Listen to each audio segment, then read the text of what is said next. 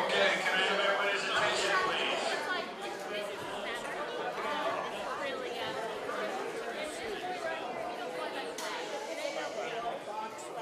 Can I have everybody's attention, please?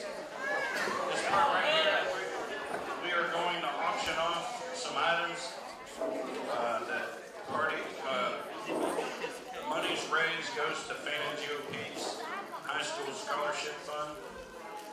And we're just going to have a little bit of fun with it, just a little live auction. Sketch reserve on the sketches. This blanket right here. We'll start it off. This blanket. It comes. This is donated by Marco, our first vice chair. And it came with some reading glasses. If anybody here knows Marco, he's got to have a little bit of humor in the stuff that he does. No reserve on this little throw or blanket or however you want to say that. I got a $25 opening bid. Do I have $30? $30. It's a very nice throw, and the glasses go with it. I'm not going to auction the glasses off by itself. But do I have $30? 35. $35. Did you hear that? Do I have $40? Money goes for our high school scholarship. We give 3 scholarships away, 3 $1,000 scholarships away. And we've already raised about half of that through a donation. So monies tonight goes towards that. Do I have $40? Right now I have 35. Going once, going twice. Mr. Wall, thank you very much, sir.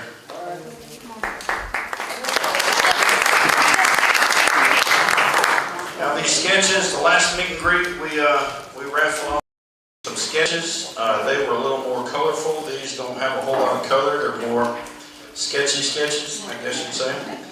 But some of them run a little personal towards people in Fannin. Some of it is a little more political artwork. And the artist is my wife. So of course I'm a little biased. But first, we'll start this. Every one of these is going to reserve at $75, and whether they sell or not. And that just covers basically the frame, the paper, and pencil work, this, that, and other. But the money goes towards any money towards that goes towards the scholarship funds. But this is the first one. If anybody can see.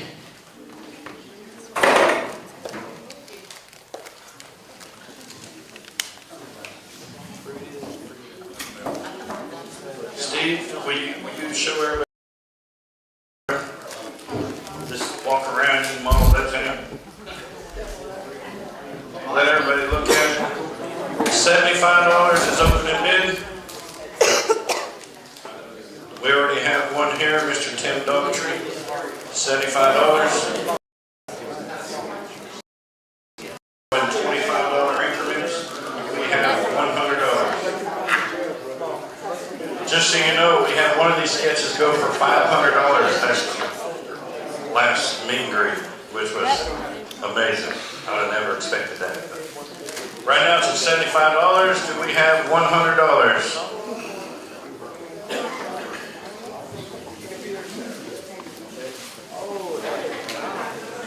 Oh, this is good. I was wondering. You don't have any mom. Oh, yeah, you got mom and daddy. I got 700. Oh, yeah?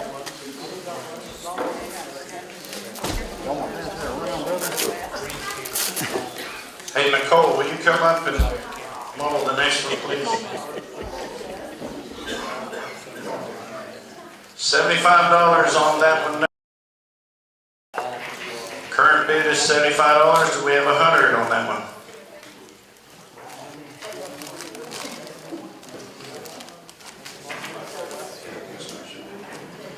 The next next one also is $75.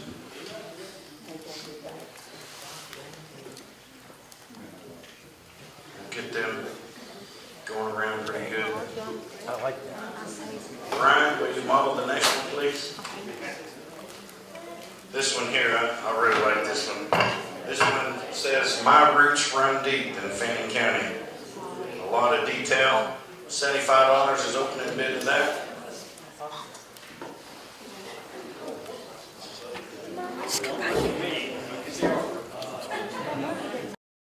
John, will you model this one?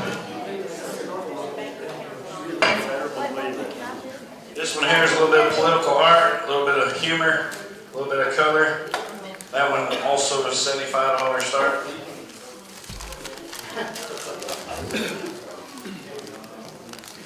Let everybody look at those. Keep America. So what's that? Yeah, but not for 75 bucks. All right.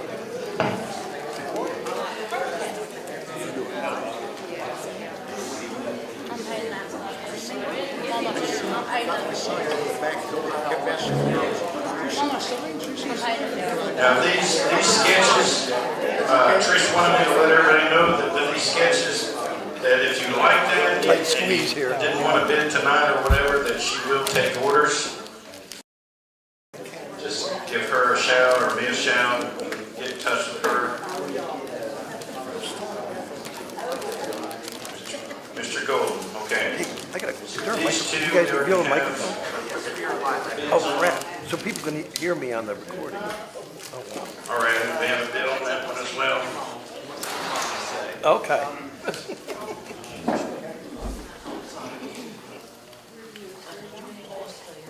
Okay, that, everybody saw it. Again, we'll start back with this one. Tim Daughtry's got $75. Do I have 100? 100 on this one in particular. If you do not want to bid, it's okay, no pressure. But if you want that picture, you can contact my wife and she'll get you one. So, It won't be like that. I got a question. Is the 100? microphone up there? We have 100 on this one. All right, so do we have 125? Okay. We have 125. Tim Daughtry, 125. 150. You got 150? We're just going to blow through it pretty quick. Going once. Going twice. We got 150. So 175. I'll pay half. No pressure. Going once. Going twice. Sold. $150. Wow. Thank you very much. This one here, God's Guns and Grit. We all need a little more Did grit. he buy that? Everybody else to have a little more grit. This is at 75. Who would spend 100? Nobody has put a bid on this one. Do I have $75 for this one? Going once? Going twice? All right, we put that one up. This one here, My Roots Run Deep in Fannin. We have a bid on this one. Do we have, it's a $75 bid. Can't remember who bid? Oh, Josh Golden bid on this. Do we have 100? 150, Tim Daughtry. We have 150. Do we have 175? Going once? Going twice? All right, this one's sold to Tim Daughtry. Thank you very much, $150.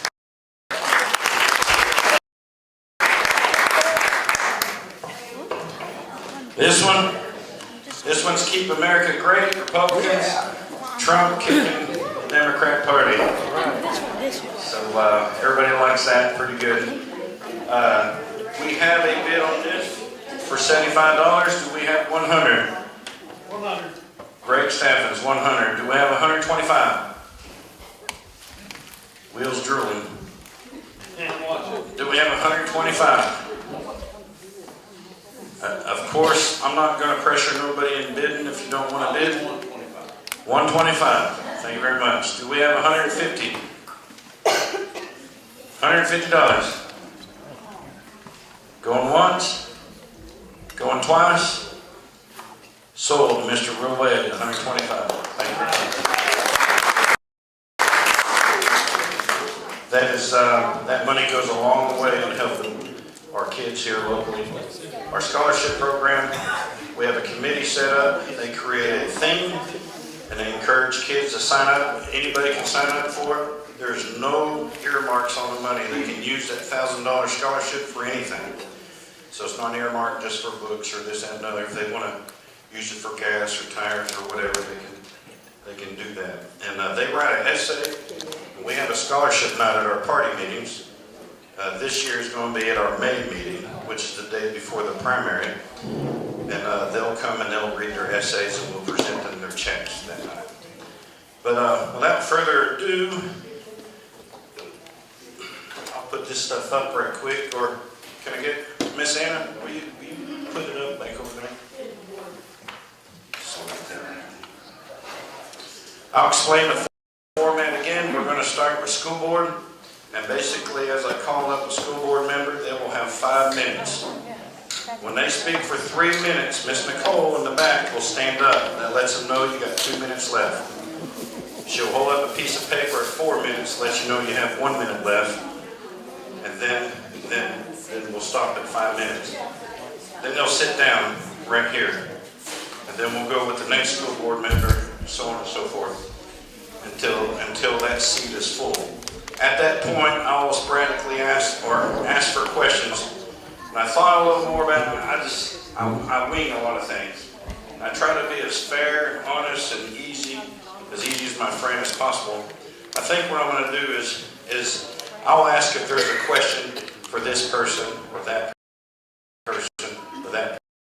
That way anybody can ask if they want to be a candidate, they can do so.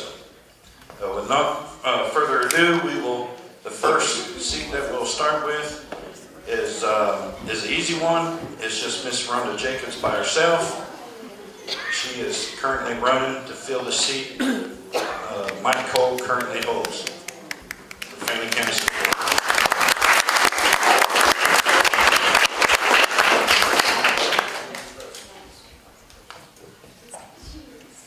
Thank you. It's so good to see so many of you out today. And like you said, I'm Rhonda Jacobs. I am running unopposed. Thank the Lord. I'm just going to, I know you're like, well, you're already in, but I do feel like it's important to stay in the public. I want to stay in contact with this community. This position means a lot to me. But I want to start with, discussed a lot about as far as school board and literacy and test scores and that kind of thing. There's an answer to that, but I do have some good places that I think we can start. I'm so opposed to so much learning on screens. I'm not for that. I'm for going back to books. The country of Sweden is now switching all the way back to books. They're doing away with screens. It is not good. There's data. There's scientific data about this. It is not good for our little ones to be in front of the screens all day. They're getting headaches. They're having cognitive decline. They're not learning as well as they should be, as well as they used to. So I'm for getting the screens out of the schools with the little ones. I'm also for less testing. I'm for trusting our teachers. Let them do their jobs. I'm for, if they want more recess, if these little boys need their wiggles out, let's do it. That's what I'm for as far as that goes. We have another problem. It's called absenteeism. It's not just a problem here. It's a problem statewide, nationwide. I've heard other candidates say, well, we need to fine the parents, or we need to take them to court, or we need to pull the driver's license.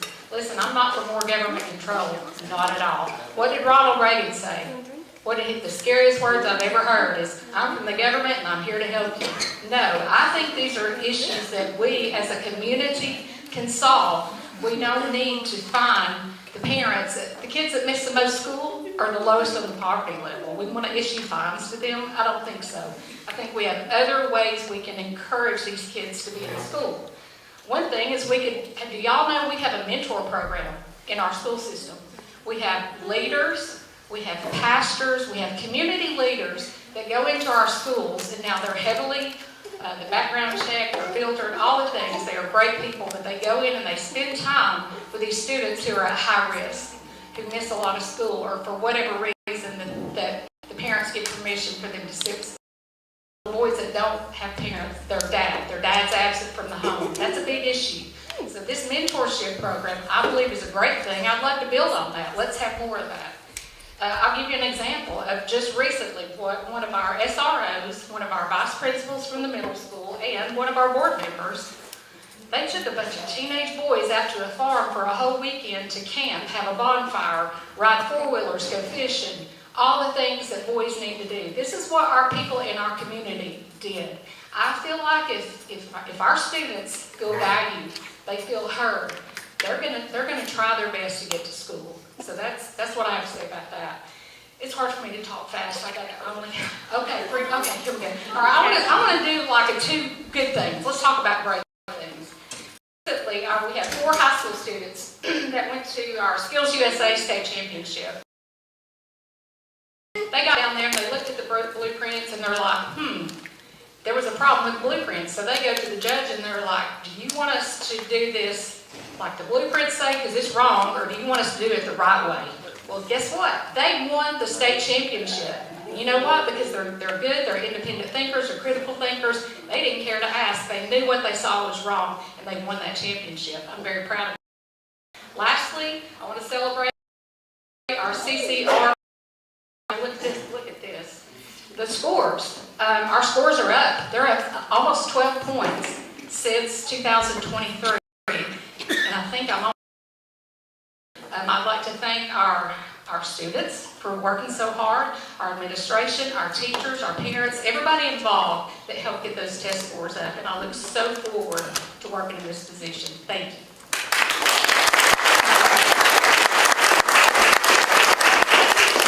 Thank you very much. Now, Ms. Rhonda Jacobs was the only one to qualify for that position, so she has won her position.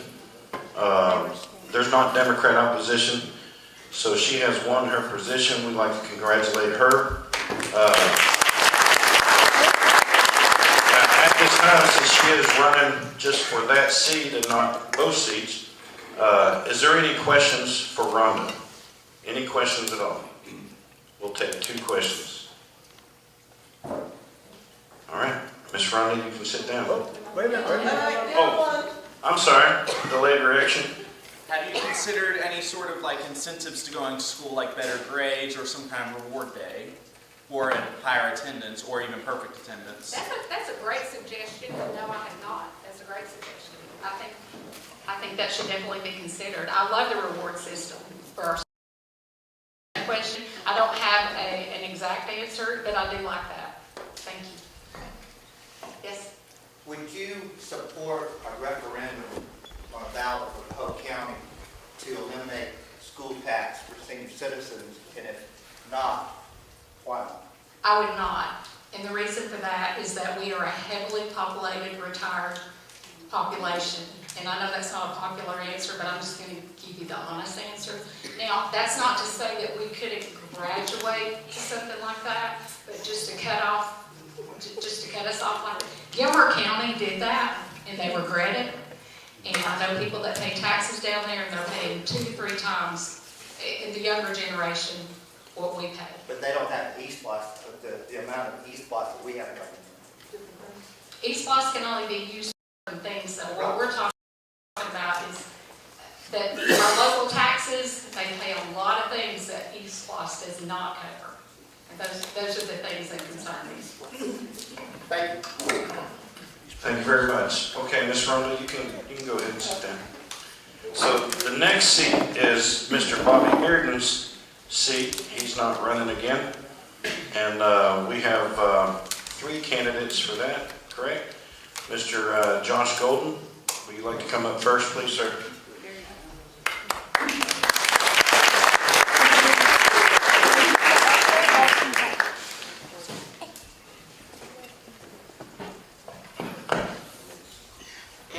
That's ambitious. All right, my name is Josh Gold. Again, I'm running for Mr. Bobby Beard's seat over there. A little bit about me really quick. I started school right up here Blue Ridge Elementary. I'm a lifelong resident of Fannin County. My family's been raising kids, running small businesses, and been part of the community for over 200 years. I'm sixth generation. My kids are seventh generation right here in Fannin County. I started life in college doing AutoCAD drafting and mechanical engineering. I went to work for Bell South for about a year and a half. I still lived up here, but I commuted down to Atlanta.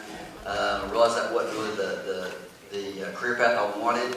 So I reverted back. I'd been a volunteer firefighter right out of high school with a lot of my cousins and uncles and grandfather. So I went to work for Gwinnett County Fire Department. Worked there for 23 years. I thoroughly enjoyed that part of it. Ended up making the rank of firefighter captain down there. Again, I never. I'd get up at 3:30, 90 miles. I worked 24 hours a day. I'd come back. And not long after I started working down there, I met my beautiful wife, Erin. We've been married now for 23 years. Right after we got married, we started a couple businesses. We actually had 3 businesses. They're all under the umbrella of GOCO, which stands for Golding Company. It's a waste management company here in Blue Ridge. We also have 2 kids. Both of them are in high school right now, actually playing sports right now while I'm talking. Between my kids and my nieces and nephews and cousins, it seems like I'm always in the high school or the middle school for some kind of an event or function. So I'm very tired of my community that way. The reason I'm running, and the primary reason I'm running, is to keep this leftist woke ideology out of our schools. I'm not afraid to tell that to anybody. I'm wanting to keep that out of our schools. I know a lot of the policy comes down, is handed down by the state and federal government, and we know where that comes from. Now, as a school board, how we interpret that doesn't say so in that. So I want to make sure that we're interpreting it in as Christ-centered, godly way as we can. I don't know if you guys are familiar with the CLC, the Christian Learning Center. I've toured their facilities several times. I love the Christian Learning Center over there. They're a great asset to our school systems.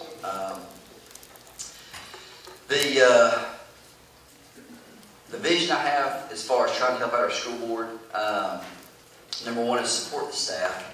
I know I'm on the outside looking in. I'm trying to get on the school board. I've been talking to a lot of folks in my church. I've got a grandmother and several cousins that are school teachers. My wife's a substitute teacher. I get a lot of feedback saying that they don't feel like they're supported. I know it being from the fire department all these years. Morale's everything. If you don't have the leadership and the morale following it, you've lost your troops. So I want to make sure that our staff and our teachers understand that we're not going to micromanage them, just like what Ms. Rhonda said, which is beautifully said. We're not going to micromanage them from way away. We're going to let them control their classrooms and do what they need to do because they know their classrooms better than anybody. The second thing is I want to give a voice to our parents. I mean, God gave these kids our parents. I want to make sure they understand. I'm a very limited government type of guy. I'm a small government, states' rights type of guy. And I want to make sure that our parents, they're getting a say-so with their kids. I mean, if we're being honest with ourselves, these teachers have more face time in front of our kids than we do. And as a parent, that kills me. But I want some good quality educators, people that love our kids, and we need to do support. Third thing is I want to continue improving our on-campus incentives. Our CTAE program, back when some of me and some of y'all were probably in school, they called it just vocational learning or technical learning. We've got a great new campus that they're building right now for the CTAE, and that's kind of the career path I took as far as technical AI, artificial intelligence is coming down, and it's going to take a lot of jobs. So I really want to foster and encourage our kids to go on that career path. This is a statistical fact in the state of Georgia, the kids that get involved in the CTAE programs, they have a 99% graduation rate, which is phenomenal. We have about a little over in our high school. The white sheet stuff, is that supposed to be done? Okay, all right. The last thing I'm going to do is I'm going to beg your forgiveness. I've got 2 kids playing sports right now, and I'm not missing any games. And I'm going to bow out. I'm going to take questions right here, but I'm going to bow out right after this. And Most people in here that have my phone number, please call me if you have any questions. But that's why I'm going to be leading around for this. Thank y'all.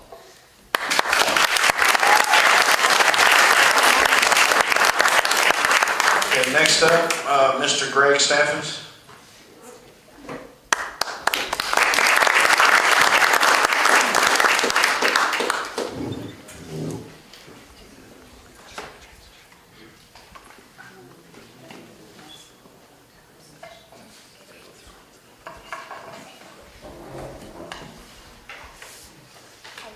Hey everybody, I'm Greg Stafford, and I want to thank you for coming out. It's so important to be involved in your community, and I appreciate everybody for doing that. Everybody is running too, putting yourself out there. We have a great slate of officers throughout our county with quality people and quality candidates, and it's wonderful to have that. We're very blessed in Fannin County to have good folks, and I'm proud to be part of it. A little bit about me, I'm married to my wife Karen over there, and we have 3 adult children, 11 grandchildren, and my daughter Morgan is a teacher and a coach. She teaches special needs kids, and she coaches girls softball, and she coaches basketball. She also coaches cheerleading. My other daughter's a doctor, and her name's Nicole, and she does pharmaceutical business because that's what they do. A lot of people that are doctors get involved in that and do well. My son, Greg Jr., is a builder like me, and he's an engineer and builds homes down around Lake Oconee and Madison, Georgia. My daughter's a teacher in Madison, by the way, and my other daughter lives in the Loganville area. Okay, I also want to be a taxpayer watchdog. I want to look after our money. I want to make sure not one penny of it is wasted. You know, I want to support North Georgia family values. You know, I'm very blessed to live here, and I love living here. When we moved up here 16 years ago, you know, first thing I did is got involved in the Republican Party. Over in Searcy, and so many people welcomed me, and we went to work, and we got that Valentine's banquet going. We raised a lot of money, and I love cooking barbecue. I used to own some barbecue restaurants down in Atlanta, Old Hickory House, Big Greg's Barbecue, and that was an investment business I had, and it was great. And I learned how to cook, and it's a gift. God gave me that gift. It really is, and I enjoy using it every day. Those that ate tonight, you had my Brunswick stew and my barbecue over there, and I got up at 7 this morning and started cooking it. So that's, I believe in it, and I'm blessed to be appointed by Governor Brian Kemp as Lieutenant Colonel and his staff, and I'm very blessed with that and honored. I was also blessed by Zell Miller, appointed me to the same position, and I was able with him. You know, I'm very fortunate. I'm a former city council member, and the mayor of Loganville, Ray Martinez, endorsed me, and he also is a state representative down to council, and he's down there working. He was going to try to come, but he wasn't able to. You know, I bring a lot to the table, but I do bring 50 years of construction business. You know, I didn't just show up. I know the construction business. We have a lot of high schools that are, our high school is 50 years old. Our other schools are 75. So we know that we're going to be looking at doing some things around here. And if you want somebody that's on the school board, not that the others aren't good, I'm not running against any of them, but I'm saying, if you want somebody like me that's a contractor that knows how to and make sure that we get the right price, the right job, the right thing, the right footing, that can look at a drawing and tell all that, that's me. I'm your guy, because I can do all that, and I can do it backwards, forwards, and sideways. I built big churches, I built superstructures with steel, all of that. It's been my career, my background in Atlanta. That's what we did. We owned a steel factory. And, you know, my dad started in 1929, and I went to work there as a teenager, and I learned every facet of the steel business. And I loved it. I love construction. I've always been involved in it, and it's a real blessing. So I've been good to me, and I've worked hard for every penny I got. I'm honored to be endorsed by Bobby Bearden, right over there, and Mike Cole. He's not able to make it, but those two guys endorsed me. They take their picture with me. They put an ad in the paper. They know that I bring that to the table. Being in construction for children is huge. I mean, I can't say enough things about how I love children and want to make sure they get a quality education from the very start to the very end. And I'm 100% behind looking at real books for kids, because I think those tablets are mess with their eyes and their head, and they need to get down to what basic education is, a quality basic education. Joe Frank Harris started that program, and it's a good program, and it's been well for our state. And they give me a tap, and they don't run out of time. But I'll tell you one thing, I need more than anything y'all got is your prayers. And I'd appreciate if you give those to me, and God bless all y'all for coming out.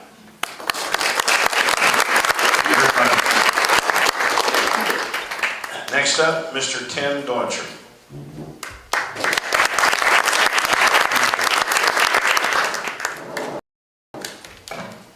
Thank you, Charles. Thank you, everyone, for coming out. And thank you for listening, showing that our kids matter. My name is Tim Doherty.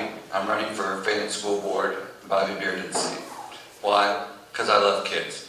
What did I do today? My wife and I went to East and West Fannin, and we read to the kids on ag literacy, talking about how important ag is for our state and how we need young kids to get involved. The average age of a beekeeper is 59. The average age of our farmers are 60. We need our young children interested in agriculture. We need them to also enjoy reading. So that is what my wife and I did today at East and West Fannin, and that was something we were invited to do. Next month, I'm reading at the library. Why? Because I believe educational and early literacy is important. When I first started running back in October, I said there were three I wanted to make sure that we improved upon: early literacy, student attendance, and the graduation rate. Different from the other counties. One, 32 years of service as a veteran. Combat tour in Iraq, combat tour in Afghanistan. In Afghanistan, I was the deputy surgeon for special operations. I built a CASEVAC system for the Afghan Special Mission Wing, and I did it in 4 months. I am determined to do anything to make anything better. Second thing, have a degree in elementary education and a master's in educational leadership from the University of Georgia. I spent my entire adult life, when I wasn't serving, working in schools. I started as a middle school teacher in East Point, and then I was fortunate enough to teach elementary for a year and a half, and then I got my educational leadership degree and went on to be an assistant principal for 20 years, working at middle school first, then elementary. I figured military, they put me in the high school, and that's where I was for the rest of my career. The young ones brought so much joy to me today, just spending time with them, and that's why I'm running. We have to fix our educational literacy, early literacy rate.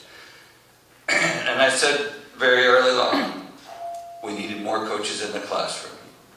And then I looked at the state bill, or state budget for 2027, because someone said, how are you going to pay for it? And I said, well, we'll look within our budget. Well, the state budget has a $61 million addition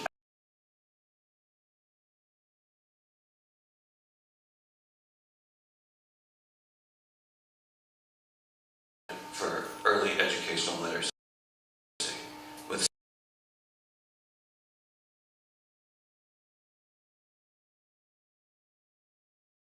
individual kids that are struggling. I understand was the only one that beat the state's College Career Ready Performance Index last year. This year we had 2 more join, the high school and the middle school. But we still have 2 schools that don't meet the state average in College Career Ready Performance Index.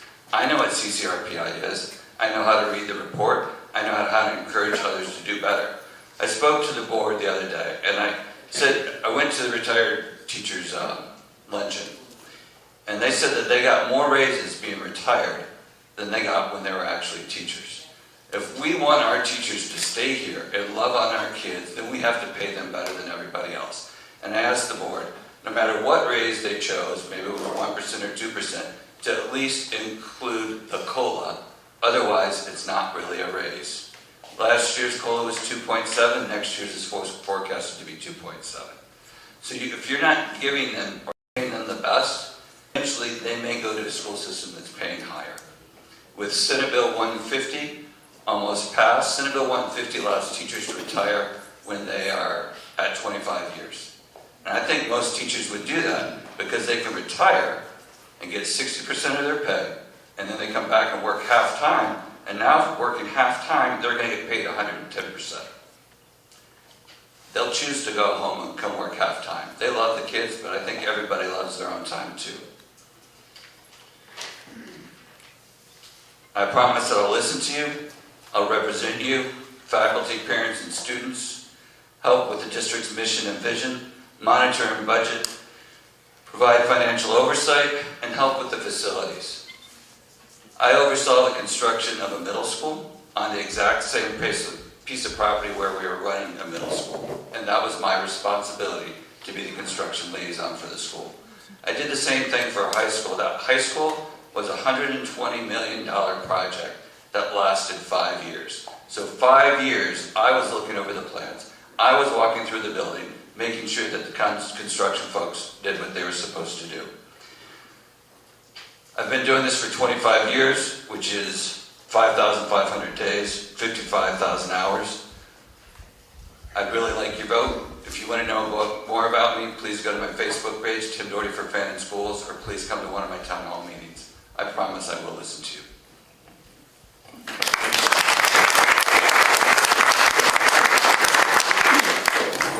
Okay, we're going to open the floor. Do we have any questions for Josh Golden? Yes, sir. Josh, I want to commend you for bringing up your desire to strengthen the vocational, technical part of our high school kids during their education period. I think that it's a very important trait that we teach these young men and young women a certified earn a livable wage doing. And I want to thank you. It's not really a question, it's more of a thank you, but I'd like to also hear what the other two guys, they didn't mention that. Do they support that also? Real quick, you're right. We got called Job Ready Careers passed, and we got two really exciting ones coming out next year that's already been announced. One's a heavy equipment where kids are going to get out there and learn how to work on excavators, skid steers. I mean, isn't that amazing at high school level? And another one's tourism. I mean, that is so beneficial for us right here in Blue Ridge. Kids learn about tourism, the tourism industry. Yeah, I certainly support vocational education. Me and Mike Cole talked many hours about it, and I agree 100%, because everybody can't be a college graduate. You know, everybody could get work ready when they leave high school. It's huge. And I certainly support it, and I'll do everything I can to help with that program. It's career, technical, agricultural education. I know that because I did it for 8 years. I took my high school from 6 pathways to 11 because I know it's important. Not everybody wants to go to college. We need people that are mechanics, plumbers, hospitality, tourism, skid drivers, you name it, we need them. I believed in it when I was doing it, and I know what it is. It's one thing that we do very well here. We have 16 pathways in our school. We didn't have near the amount of kids we had. We only had 11 pathways, and I added 5 of them. So yes, I support it, and I know how to make it better. But right now, it is pretty great. Thank you very much. Charles, can I say, here's the thing is, I run for state senate, District 51, right? And everybody keeps saying about. We can't hear now. Charles. Hey, with all due respect, can we get through this phase right quick? Well, it's not a question, you know, you're talking about. I'm fixing to ask if you have a question, then you have the floor. But if we're not careful, we'll be here to midnight. So I apologize, no disrespect or nothing like that. But do we have any questions for Grace? Yes, sir, Larry. Greg and my speaking with folks here in Fannin County, where I'm running for position. I have come across several families that are pulling their children out of Fannin County School and going to homeschooling because they are just fed up. Do you have any reason why that would be? You know, I'm not on the school board now, so I can't really speak to what's gone on in the past. But I do know the school board has got some excellent members, and I support the members that we have, and I'm going to work with them. But if the parent chooses to take their child to another place, whether it be a Christian school or a charter school or homeschool, that's their priority. And that's, they're being a parent, that's their, it's kind of their okay. I'm okay with what the parent wants to do. But I know that the dollars that go in our school system goes allocated for that child, and that, you know, it's, the money is important to be able to stay with that child, and that child be able to get a quality education wherever he goes, or she goes. But I certainly support a parent's right to choose whatever their child want to do, what path they want to take. That's the parent's job.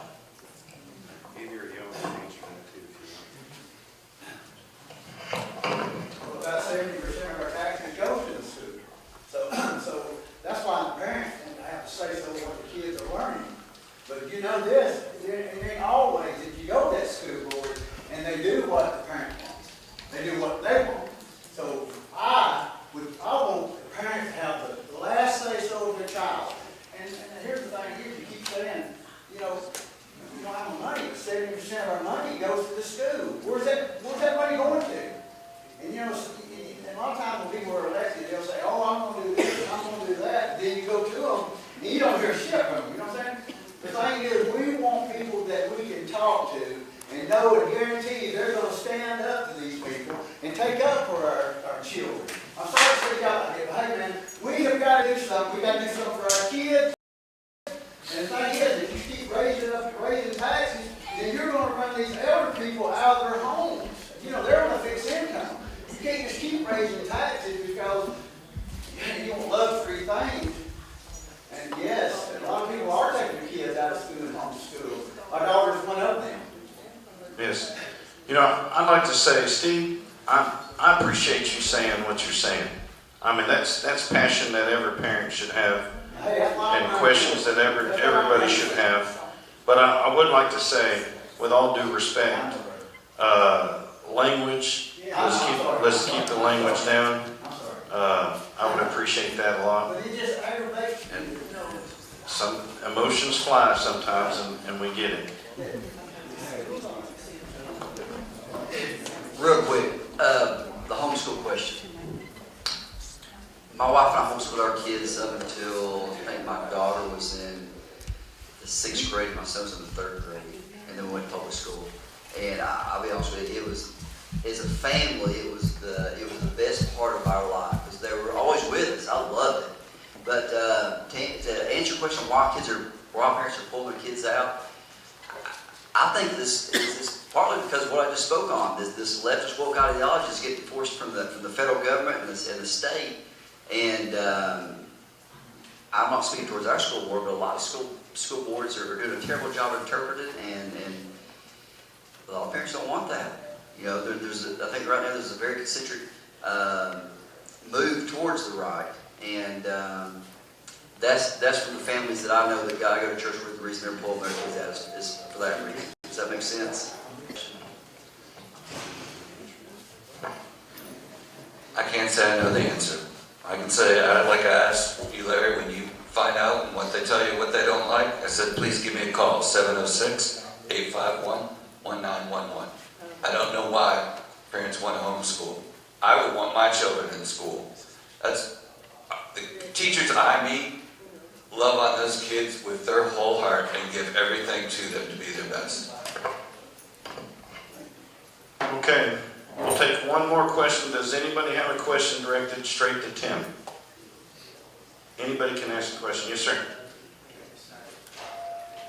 Thank you, Dan. How you doing? My name's Toby Meadows. Nice to meet you, Tony. Thank you. All the candidates, we appreciate you putting yourself out there. The community really enjoys the chance to get to debate with y'all and get your opinion on things. The one thing I want to ask, Tim, is you've done a good job answering some of the other questions, but the one that still sticks in my mind is at a school board meeting not too long ago, you had proposed some new jobs. And some of the new jobs are, you're in a community now. We just, we're Republicans, we don't like taxes, okay? The cost on this stuff that, you were proposing is going to be conservatively about a 7% increase. It's going to be about $1.3 million for somewhere around 4 positions. And our new program for ROTC, which, you're a veteran, I'm a veteran. Okay, thank you for your service. Okay, but we have a cadet pool right here in North Georgia at the university. It's right here. Okay, we have it here, we have it in the line, it's very close by. I think that's a need that's provided there. And as far as counseling is concerned, okay, we have a great church environment here. Okay, as a parent and a family man, as a deacon in our churches, I can tell you that those needs can be met through Christian leadership mentoring in churches locally. We do not need to hire people that are going to basically be employees of the state. They're going to do what the state tells them to do, and only what the state tells them to do. It's going to allow us. They're not going to be able to be impartial. They're not going to be able to relationship building. Okay, they're just employees doing a job. And to have that burden thrown back on the taxpayers of Fannin County, I just can't agree with you. Do you have an ulterior plan as far as possibly some way to pay for, these systems? And if you do, we'd like to hear from you, please. I would have to do some math to double check your 1.3 million. I think it's about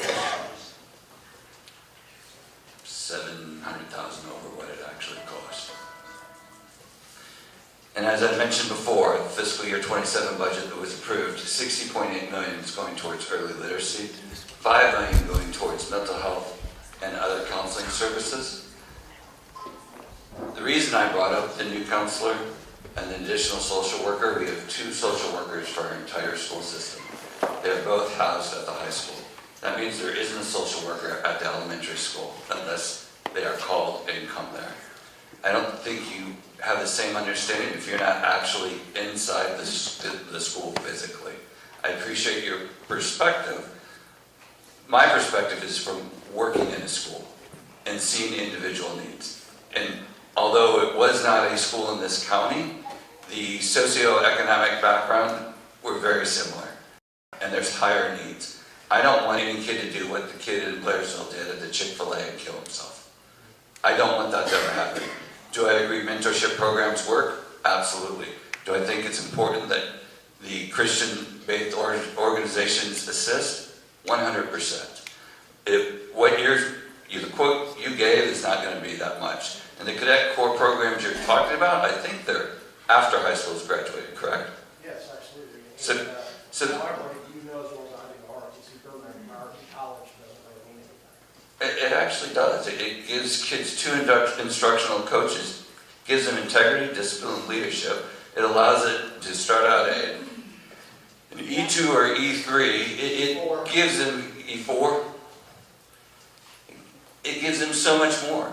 And a lot of the kids that join that program sometimes have discipline problems. They have nobody at home that cares about them. I saw it work where I was at. In less than 5 years, we had one quarter of the school attending that program. And what you know, and I know, once you join, that gives you $36,000 for college. And you don't have to maintain a B average. You just have to pass the course. It also gives you an opportunity to get a VA loan. If you don't know what a VA loan is, that means you don't have to have any money to buy the home. You don't have to have that down payment. And you never pay PMI. And we know that affordable housing is a problem. That would give our kids one more opportunity. I hope I answered your question. Thank you very much.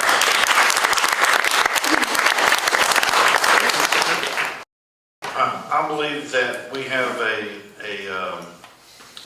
some real good candidates, strong, and as a parent myself, I can say that that school board is a very, very important decision. The parent has the authority and power to do what's best for their kids. They don't need government or anything to tell them any different. I believe that we have to have some trust in the people that's in place of doing that, but we also have to be involved. Parents need involved. School board needs help, and they need help from our community. And the more that we're active, and not what we read on Facebook when somebody gets mad, and not what we hear at the gas pumps, but being there. We have to show up, and we have to be a help.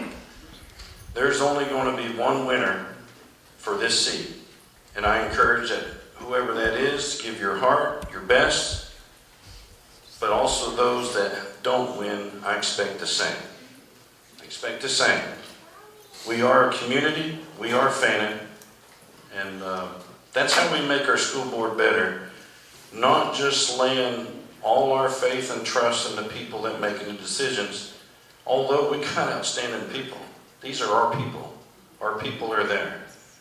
But we need to be there. We need to be active. They need help, and they need our help. So I hope to encourage everybody through all this process that we support one another, that we get involved. There's always something to learn. Thank y'all very much. Let's give them a round of applause.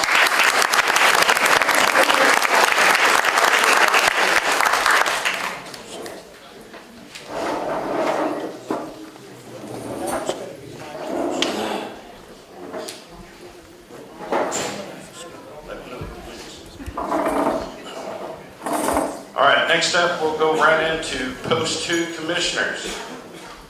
We have 4 people running for Post 2, and we're gonna let Mr. Brian Burgess come up first. He's here. I was just, oh, there he is. I'm trying to get him where he's not so nervous when he speaks.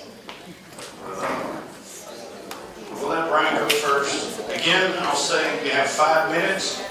At 3 minutes, Ms. Nicole will stand up. That means you have 2 minutes left. When she holds up the white piece of paper, that means you have 1 minute left. I'll tap you on the shoulder when you have a few seconds. No further ado, Mr. Brian Burgess, question.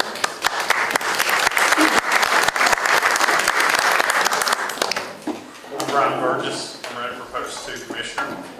I own Extreme Graphics. I have served Fannin County for over 30 years now. I am the chairman of your tax assessor board, and I volunteer at Animal Control. Well, the reason I tell you this is because an election is not, it's not who's the favorite, it's a job interview. And in my business and on the board, I've hired a lot of people, and I have never hired someone that has got absolutely no experience. I have worked for years with Fannin County learning how the government works. I have spent hours and hours at the University of Georgia going over the laws. I have built budgets. I have worked with other departments, and I see firsthand how decisions affect our people. I love Fannin County, and I love the people of Fannin County, and I feel that the #1 job of our commissioners should be to listen to you guys, because elected officials work for the people. People don't work for them. Our Fannin County is a retirement community, and we have a lot of people that are on a fixed income. And a decision to just raise the millage rate 1 point can make it really hard for those folks to make ends meet. So I ask you, when you go in that voting booth, please don't vote for your friends. Don't vote for a name. Vote for someone that is prepared to do that job. So, you know, I feel that hard work and experience really does matter. And I have put in the work, and I have the experience.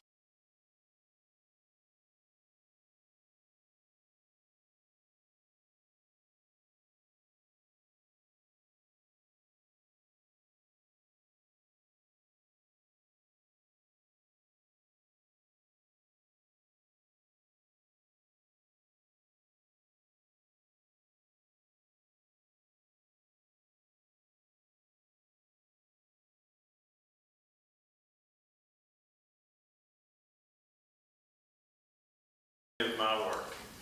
So I want you to remember one thing. If you'll vote Brian Burgess and you'll work with me, we'll keep Fannin County strong. Fannin County's doing good. We have problems, but I tell you what, we have some great roads. We have a killer fire department, and EMTs are amazing. And we have parks. When I was a kid, we didn't have a park. The baseball field was at Epworth, and it was donated by the Methodist Church across the street. And the field in town was donated by Copper Hill. And now we got gorgeous parks. And our county's doing pretty good. We have to admit we're doing pretty good. We can do better, but I would really like for you to hire me, and I will help. I will keep us going strong. And thank you.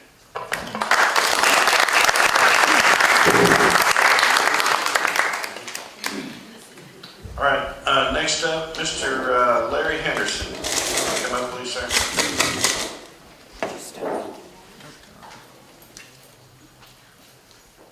Last time he come up and spoke, he had a lot of jokes. I'm waiting to hear some more. My first joke of the night, Charles Fish. Yeah. You asked for that one. Charles the good guy. All right, I'm gonna get in trouble when I get home. No matter how good the soap smells, don't come out of the bathroom sniffing your fingers. People will laugh at you. I was gonna have a whole bunch of shirts to give away tonight. I asked Brian for an order of 100 and he spelt them all Burgess. So, I don't have any shirts to give away, so I wore one that said Larry, so everybody knew who I was. Stunningly handsome, remember that? Oh, Lord, when Jan and I moved up here, we moved up here for a way of life.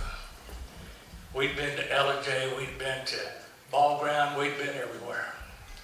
And we saw the downtown Blue Ridge, and I said, that's a cute little place. So we finally found us a place out in Epworth, bought it from a lady in LJ, and moved here. Lord have mercy. I got some of the best friends in the world, one of them sitting right over there, Miss Susan Lauren.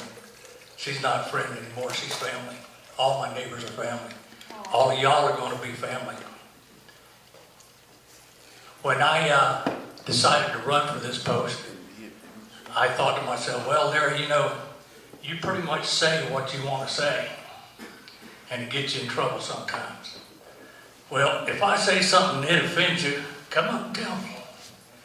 I might ignore you, especially if you're a Democrat, and but I'll work with you. I'll try to work it out. I believe that this county is not broken. It's got a few things that's wrong with it that needs to be worked on. The people that I've talked to going around to different places, I ask them, you know, what's broke in Fannin County? And they say, well, usually they say themselves. But nobody can really come up and say something is broke within the county. They do have a lot of suggestions about what it should be and how it should be run. And I sort of agree with them. I've known Jamie Hensley and Johnny Searcy for a long time. And I would be happy to work with them, even though me and Jamie have already butted heads a couple of times, but that comes with his job. You know, I didn't like the way something was going, so I challenged him on it, and he set me straight. And I set him straight too. So I'm here to take care of y'all. I'm here to listen to you. If you come to me with a question, I don't have the answer, I'll find the answer for you. Or I'll get somebody that knows the answer and I'll have them call you. And if we have to, we'll go to your house and tell you what the answer is. Because the people that live here are the ones, she scared me when she stood up. I thought she was going to throw something at me. The people that live in this county are the ones that we need to take care of. Somebody talked about the taxes. You know, can we do something for the old folks? I'm an old folk. I just found out a little while ago that since I'm 73, I should have gone down to the courthouse 3 years ago and had my taxes lowered a little bit. Guess where I'll be tomorrow. But we need to make sure that we don't hurt any of our services. We need to get some more people in our services. And where we're going to get that money, Lord knows. We're going to have to find out about getting grants or getting the feds behind us a little bit more. But we have got to keep our services where they are now. We've got the greatest bunch of deputies out there I've ever seen.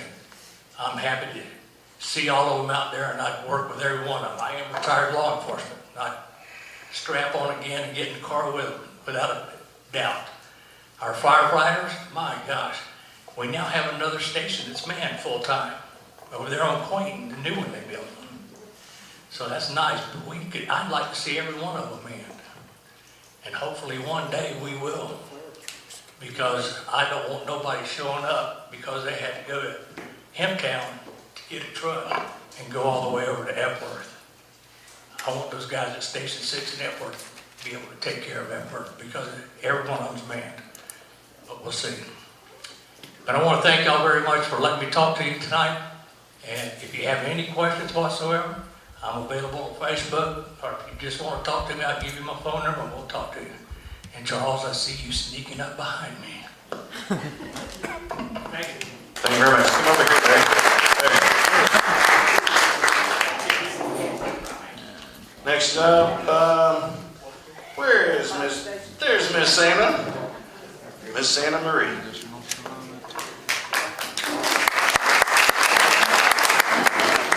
Good evening, and thank you all for coming tonight. My name is Anna Watkins.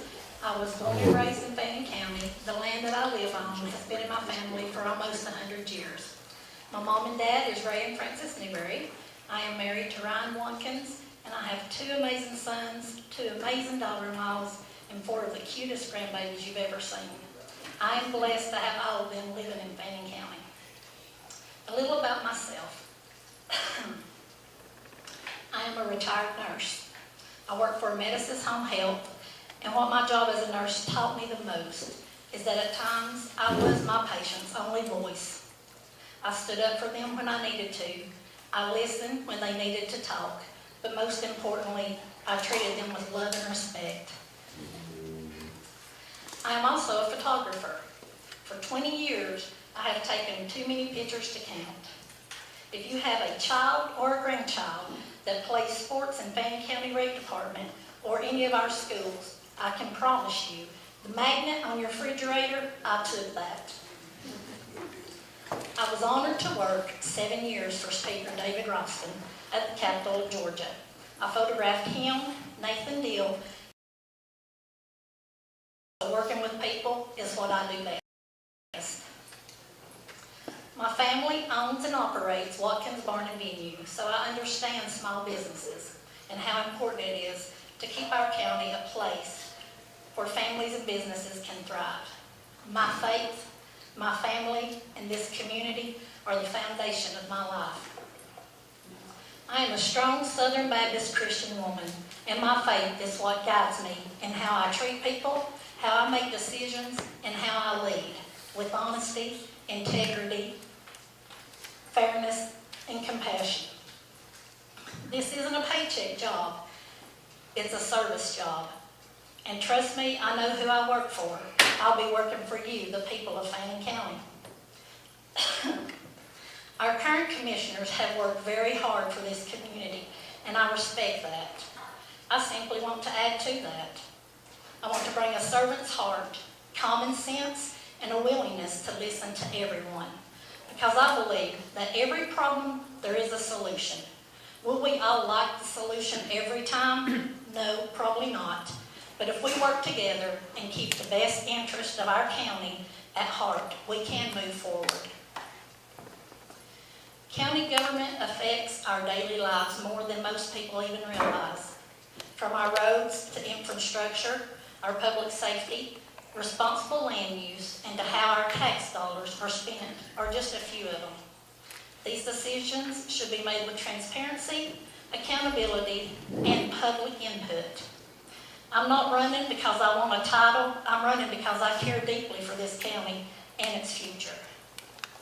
What will you get when you elect me as your post 2 commissioner? You will get someone with a very strong work ethic. Someone who will roll up her sleeves, grab a shovel, and clean a ditch if that's what my neighbor needs.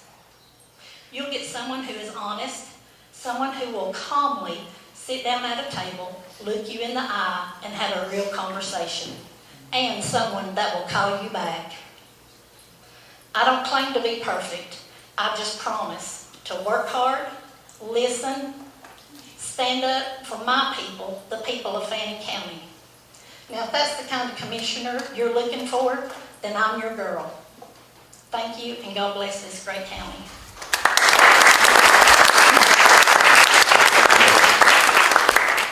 I gotta say something. If everybody in the road department lets you get in the ditch, dig in the ditch, whew, I'm sure that wouldn't go over too good. Actually, that might be a good thing. Probably clean all the ditches out in a couple days. But next up, Mr. John Davenport.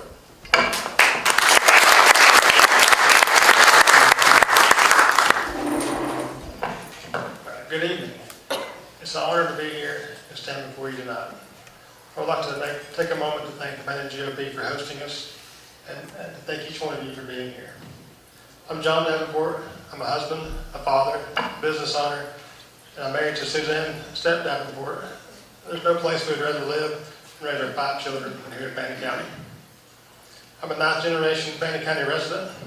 We own and operate Southern Drug Company and Blue Ridge Creamery, and have 18 years of service with Fannin County Fire and EMS as a firefighter paramedic, answering the call when our community is in need. I want to ask you one question.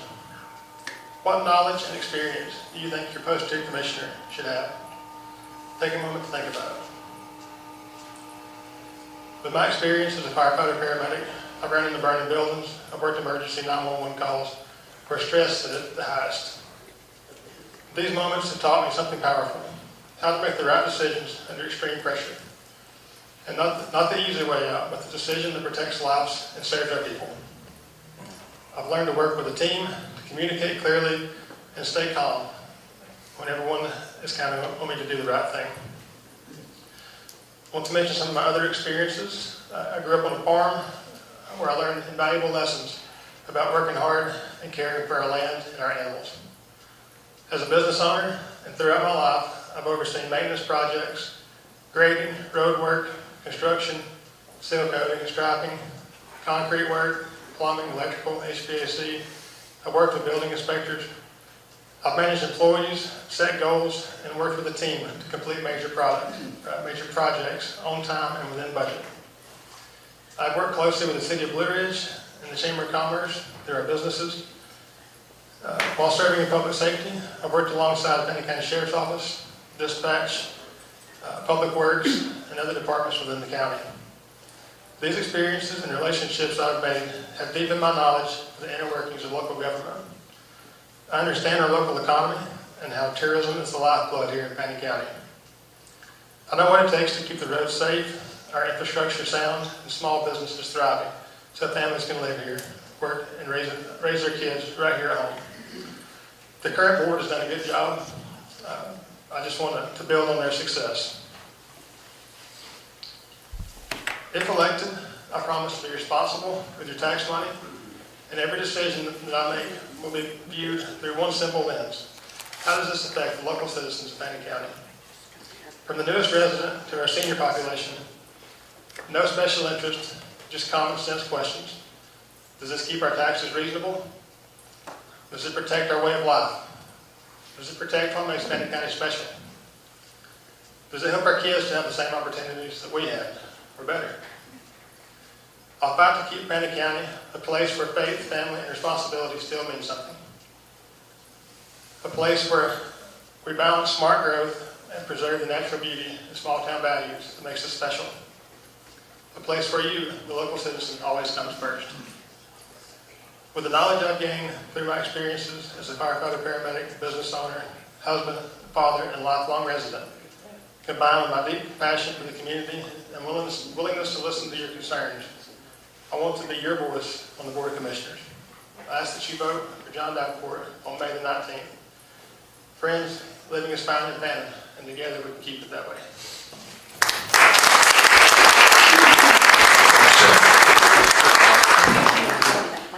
Okay, do we have any questions directed at Mr. Brian Burgess?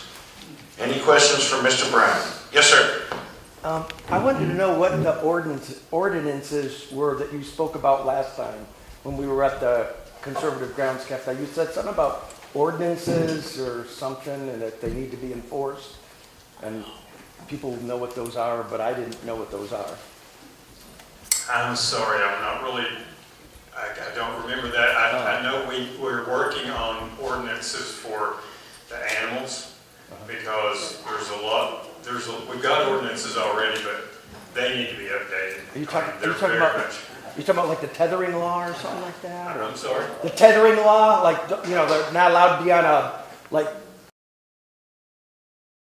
outs or... Actually, they're tethered at the moment, okay. but I don't like that. Okay. Hunting dogs, the ordinance says that hunting dogs can be tethered as long as they have shelter, food, water. And I do realize that in Fannin County that's going on forever. You know, tying your hunting dogs to the tree in the front yard. But I'd like to see that ordinance change. I really would. But it's going to take an act of Congress to get all this stuff done. But we're going to work on it.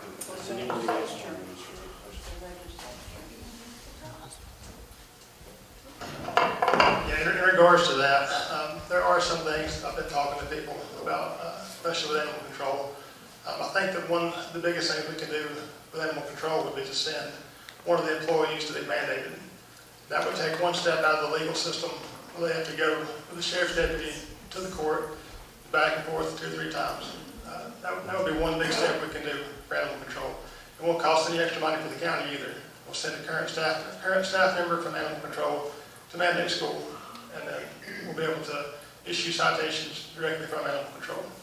As far as other ordinance for the county, I believe in, if it's your property, you're within your legal right to do whatever that is. If it's not affecting your neighbor, I don't believe in overgovernment. So just common sense goes a long ways. Thank you very much. Do we have any questions from Ms.? I'd like to know how the other two feel about what Brian wants to do, you know, Larry and Anna. I basically am, well, I don't know how to say it. I don't believe in tethering. I don't like it, but again, I'm not going to, you know, I don't think stepping over into somebody's house and their land, telling them how to run it, but I do believe there needs to be some control, something. I know we've got the new animal shelter built in that, you know, they're doing, that's going to help a lot for people that just let their dogs out on the side of the road. I think, you know, that will help a lot, but I know we do need new ordinances for it, yes. Well, I can speak firsthand about some of this stuff. We had a neighbor across the road that had a pack of dogs that she let run anywhere, everywhere she wanted. They were killing goats, they were killing chickens, they were killing every piece of livestock in our neighborhood. And animal control was called out. And at the time, the gentleman said, well, I didn't witness it, so just lock him up. Got in his truck and left. So I understand we have new employees at animal control now. So let's hope that that doesn't happen. And I applaud all the volunteers that go out there to animal control.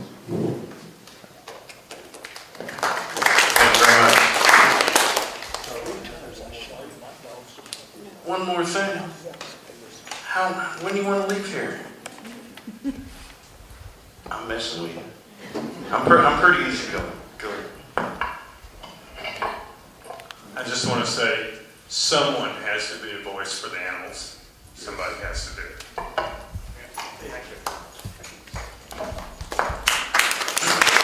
Okay. Do we have any questions for Mr. Larry Anderson? Yes, sir. Is there any chance you can expand on how you would, I would say, work well or work together with the other side of the political spectrum, Democrats, all that? If you can just expand on that a little bit, I'm a little bit confused by that. Well, I make fun of the Democrats all the time, but I tell you this, I've talked to 2 Democrats about Fayette County. They were both full of information and I enjoyed talking to them. If they want to come and be a part of the fix and not a part of the problem, I've got no problem with that. And that includes Republicans. We need people that want to fix, not people that want to be a problem. And I don't care if you're independent, Lutheran, or whatever. If you want to fix the problem, we'll fix the problem. Thank you very much. Is there any questions for Miss Anna Wilkins? Watkins. Sorry. You can smack me if you want. Any questions for Miss Anna? Miss Jan? This is for all 4. Thank you for your comments about the animals. You know, it's near and dear to my heart. How do you feel about public comments at the commissioners' meetings? Will you be receptive to what the public brings before you? Even at this last commissioners' meeting, someone spoke about feeling like she was not heard when she came, or other people even came to the podium to express concerns. I would like to hear from each candidate quickly. Okay, I'll do it real fast. I've been to several of the meetings, and what I see, I mean, they do get up there and they talk, but I would be one you can call me and let's talk about it before. I'm a fixer. Let's find this solution before it gets to that point. So, I would definitely be one that you call me, we'll sit down and talk about it, but you ask me in front of everybody, and we'll talk about it also. But I really feel like if we had that bridge of communication, then it would be so much better. Thank you.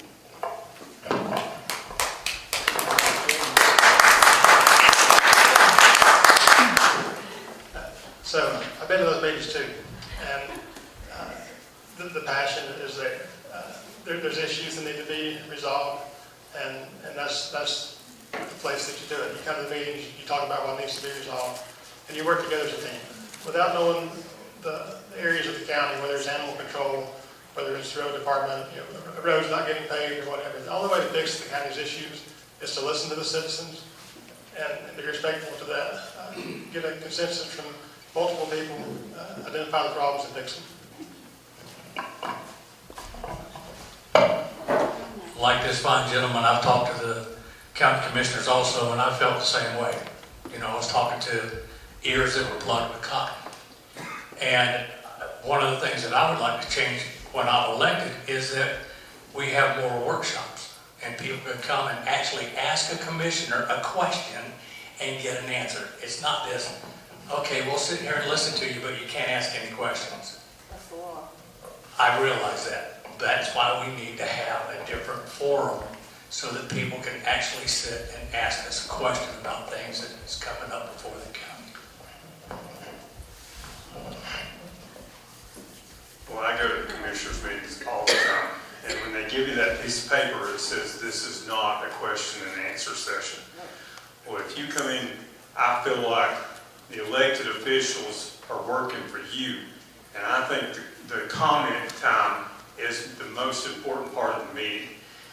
I don't want people to come in and be mean, and I think they should be respectful, but I will not roll my eyes. I will not act like you're wasting my time. I will listen to you, and the most important thing, in my opinion, is what you guys say.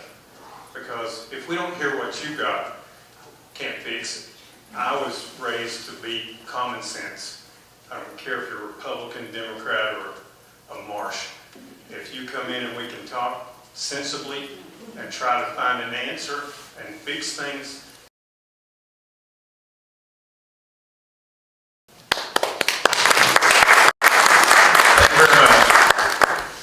I just want to say I appreciate all of y'all stepping out, post 2 commissioners. There's 2 other commissioners. It's not a team. You're there to serve. And I believe everybody here will do an outstanding job. I just want to encourage you that whoever doesn't win, stay active and help. Board of Commissioners needs our help too. There's a lot of issues that's happening. 26,000 people in the county, and you got 3 people trying to help. But they serve all citizens of Fannin County, Republicans and Democrat, and that's their job. Well, I appreciate y'all, and thank you for your time. A round of applause.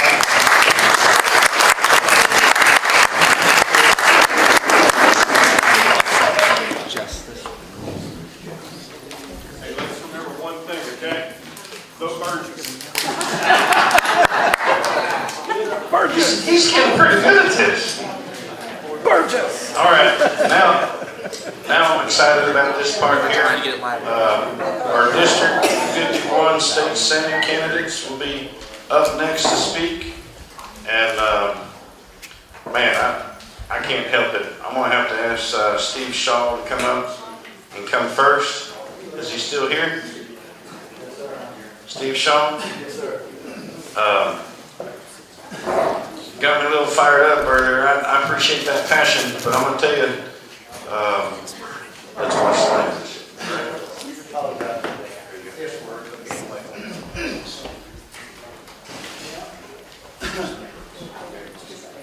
Anyway, my name is Steve Shaw. I have been married for 43 years to the same woman. My wife's name is Amy Shaw. I have 2 children. I have a daughter 41, I have a son 34. We live on the Lumpkin County, Dawson County line. I've been there for almost 43 years, I guess, so to speak. But I'm from the mountains, just like you people. I was raised in Suches, about 3 miles from the Fannin County line on Cooper Creek. The reason I'm running, well, for one thing, I own a business. I've had a business for 40 years. I do anything to do with water and sewer, mostly residential. I do a little some commercial stuff, but anyway, but I work for a living, just like you do, right? So I want to know where my money goes. Oh, wow. My heart's in this, brother. Woo! And I hear these people, they talk about your taxes and stuff like that. It's just like in Dawson County, I was reading that 69% of our taxes goes to the school. And thank God we have money to send to our school. But that was $26 million or something like that. The thing is, we got to understand, we got to be careful how we raise taxes. And every time we raise taxes, you got people that's on fixed income. How are they going to pay you? How are they going to pay? You're going to run them out of their homes. You know, you don't have people making big money all the time. You know, their own, God, Lord.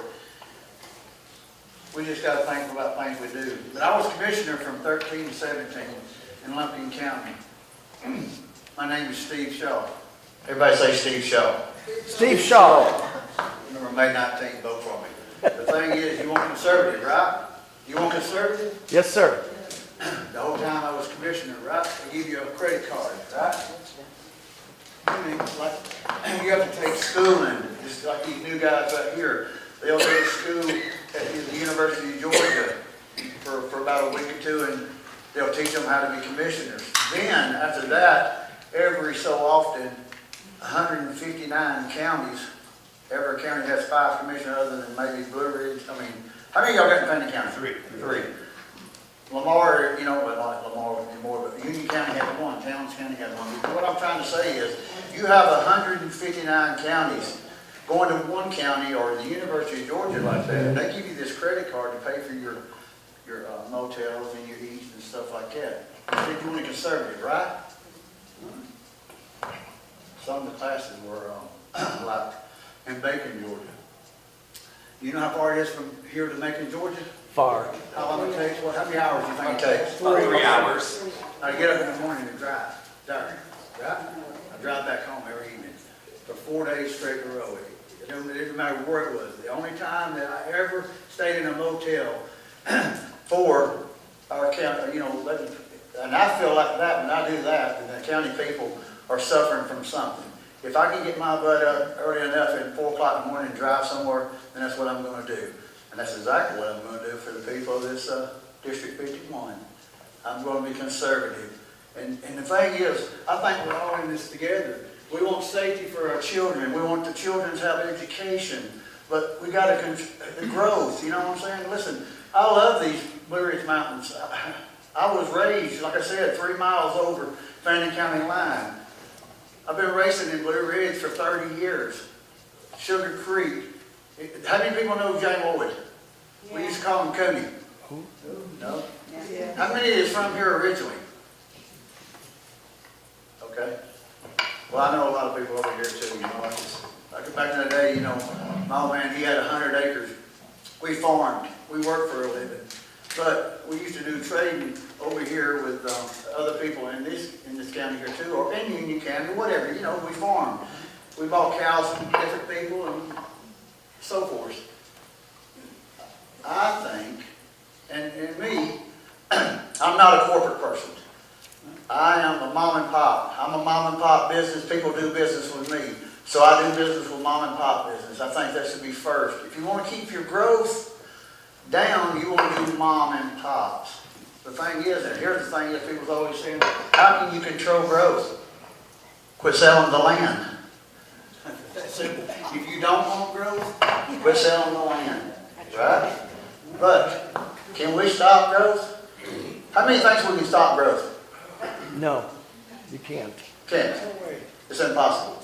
Have you been to, like I said, I live in Lumpkin in Dawson County. And me and Will, we live in the same area. Me and Will go to church together every Sunday.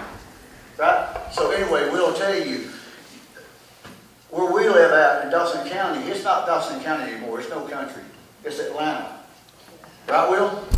It's Atlanta. We can't even pull out, we can't even go through town now. It takes us almost 40 minutes just to get from our house to 400. Wow, come on. And the thing is though, if corporations come here, like I said, if corporation comes here, let them pay for the infrastructure. I don't want to pay. If they're going to profit from what they're doing or anything that they're going on, let them pay for it. I don't want to pay their taxes. You know what I'm saying? And the thing is, we got to take care of our kids, and we got to take care of our elders. But we also got to take care of ourselves too. My name is Steve Shaw. I would appreciate your vote, May 19th. There's one thing about it. I'll do just like I do in life. I'll fight for you 100%. Because let me tell you something. The government didn't like me. Because when we go back into litigation, I don't back down. I don't back down from nobody. I fight. And when I say I'm going to fight for you, brother,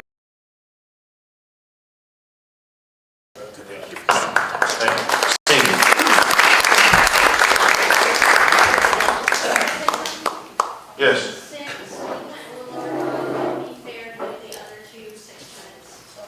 We'll do that. They are state candidates, yes.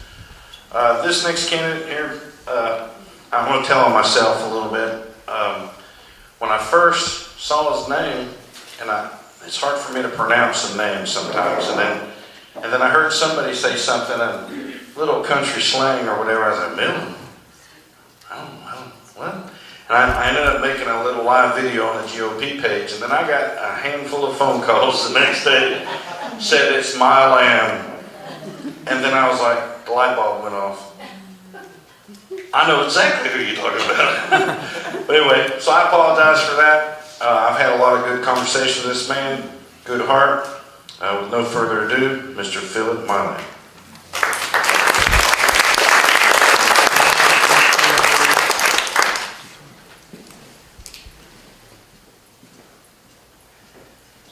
Thank you, Charles, and you came real close to getting it right. It's Philip Miley. So we're close. But, yeah, you came close to it. thank you for the opportunity to be here. Again, my name is Philip Milam, and I'm running for the state senate. And I am the 515 corridor candidate. I live right in the middle of this 515 area. I grew up in Blue Ridge, and we moved up here in '66. I know that they've celebrated the 50th anniversary of Fannin High School, and I was actually the first class to graduate from Fannin High. So our family's been up in this area for 60 years. My dad was the first Superior Court judge of the Appalachian Circuit, and I have two sisters, Lynn Hughes, Joy Heiss. Lynn is married to Anthony Hughes from McKaysville, all teachers, and Joy's retired. And so a family full of teachers. I myself even got a degree from North Georgia in education. Wanted to be a coach, but the only thing I really ever coached or taught was Sunday school. But I myself followed at some point in my career in the area of service. I was a post-certified probation officer, supervising felons in Gainesville. Did that for about 4 years before I became an assistant district attorney and served in the Hall County and Dawson area for 4 years. So a little bit of my background and who I am. I'm running for this position out of, I felt led to do it. I had several people call me about it over different times and asked me to consider running. I turned it down two times and finally decided that after the third time maybe it was another reason for me to run besides just myself. And I felt that after prayerful consideration, maybe God was asking me to run. And so I stepped up, and that's what I'm doing. My beliefs are certainly in line with your beliefs as a Republican. We believe in, I'm also believing in the low taxes. We are getting there, but certainly we want to eliminate the taxes as much as we can, put the money back in the pocket. And I know property taxes is an issue that is a concern to a lot of people. And there's efforts, and we should be looking at being able to cap those taxes. At least we know that it's an issue for people on fixed income. But at the same time, we must work with our local governments to make sure that the incomes are there for our school systems and our law enforcement. And I think that's most important. As I look at this, my position now in my life is allowed me to look at this position in earnest in representing you. I'm retiring. I am a mediator, and I can also do some Christian business coaching for men, but it allows me time to spend time with you. I'm not a politician. I haven't been in the past. But I do feel like it's necessary and it's important to live your life with purpose. And that is what I'm intending to do, and is to represent the people of this community. First and foremost, all about America. I think America has to become first, and I'm a big Trump supporter. I believe in what he's doing, and I believe he's making a difference in our communities and changing our country. And then I'm for Georgia, and then I am for this district. That's what's important for me. I call myself a constitutional conservative Christian, and those are the things I stand on. And I have a 4-point filter from that I want to, if I'm elected, what I will view policies, view regulations, and that's number one, is it constitutional? If it's not constitutional, if it doesn't follow with the spirit of the law and the words of the Constitution, then I'm not going to be for it. Also, is it moral? Is it biblical? And if it's against those principles, then I'm not going to vote for that either. And the other thing is, is it more freedom or less freedom? If it's something that is continuing to put more burdens on us and less freedom, I'm going to vote against it. And then the other thing is, if it's bigger government. Again, we've talked about that. The bigger government is what's getting us in trouble. So I know I'm running out of time, but I'm here for you. I come up and down this corridor all the time. I'm 25 minutes from here. I'm 25 minutes from Jasper. And you can consider me, if you've elected, as I'm your neighbor. I'm always available, and I seek your vote. And I thank you for your time.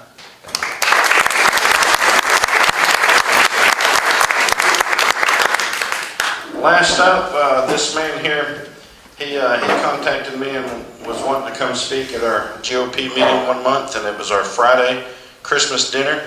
And I told him, I says, Will, we having an ugly sweater contest that night. He said, that's okay, I got one, I'll wear it. But he didn't win that night. Actually, the winner is here, Mr. Richie Walker, right there. But that was a fun night, and it's not every day you get to have those kind of memories. No further ado, Mr. Will Wade.